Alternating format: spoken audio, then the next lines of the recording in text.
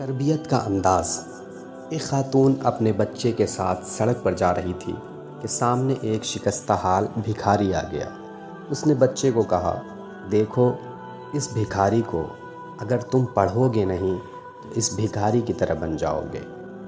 ایک اور خاتون بھی اسی سڑک پر اپنے بچے کے ساتھ جا رہی تھی۔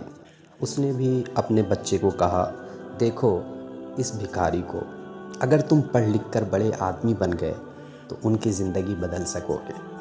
دونوں مائیں تربیت کر رہی ہیں، لیکن دونوں کے نتائج بالکل الگ نکلیں گے۔ ایک نے بچے کو خوف دیا اور دوسرے نے عزم اور ایک خواب۔ تربیت بہت نازک کام ہے، کیونکہ یہ آج کی بیج کی وہ تراش خراش ہے جو کل ایک تناور درخت کی شکل لے گا۔ علماء کا ممبر ہو یا استاد، ماں کی گود ہو یا والد کی دیکھ بھال، یہ سب اسی تربیت کے گہوارے ہیں۔ لہٰذا تربیت کو مثبت انداز دیں۔